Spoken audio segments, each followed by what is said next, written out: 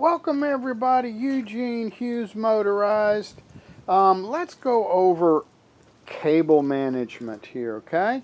I've had a few people ask questions like, why is it so hard to pull in on my clutch lever?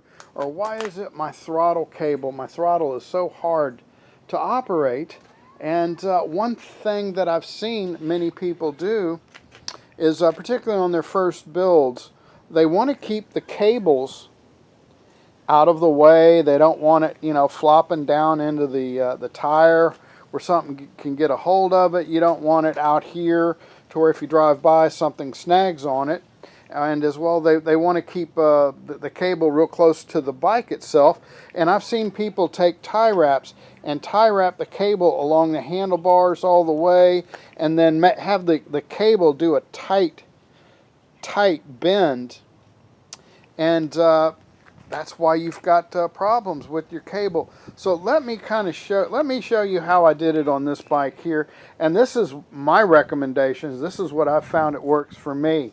Now I will go ahead and tie wrap it to the frame here to keep it in tight here, but what I'll do is the clutch cable, just simply I have it come across here, and the throttle cable have it come across here, and then where they crisscross up here in front, I'll put a tie wrap loosely here holding the two together.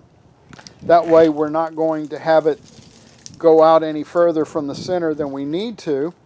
Then what I'll do with the throttle cable is I will bring it, and here on a beach cruiser here, I will bring it between the two bars here that go back for the seat stay here, and I'll put it between the two and bring that right onto the carburetor.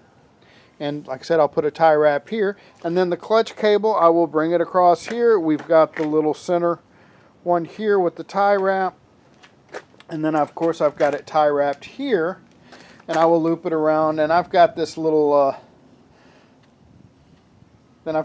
spring here, kind of protects it from heat from the cylinder head. It's optional.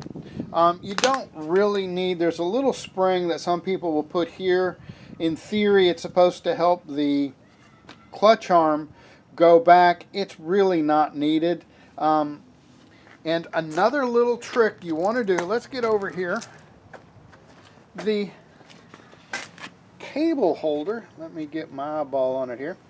This cable holder right here that the cable goes into.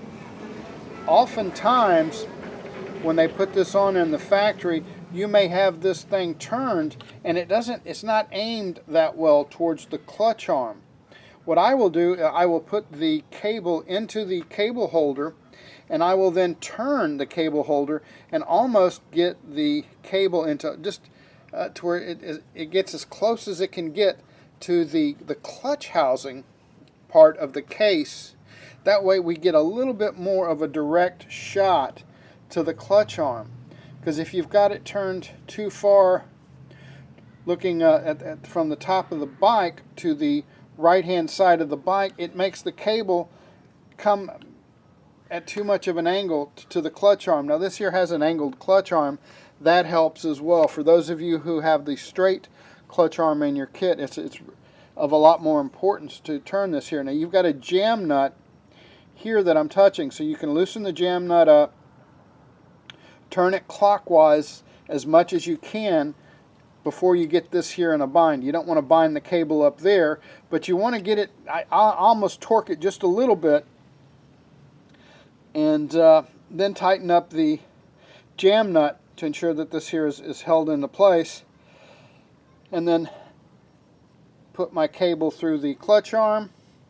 And I've seen a lot of people will take a tie wrap and tie wrap the cable end here. Don't cut the cable, because I don't know if you can see on this one here, when they cut the cable in the factory, they will dip the end of the cable in some solder to hold it together, because if you just cut it, it'll fray and it'll make it a mess if you ever have to take the cable on and off. So if the cable's long enough, I'll just push it in there and keep it out of the way. Hope you found the video helpful. If you like it, give it a thumbs up. You can click that subscribe button down there. I want to thank each and every one of you for watching. Come back now.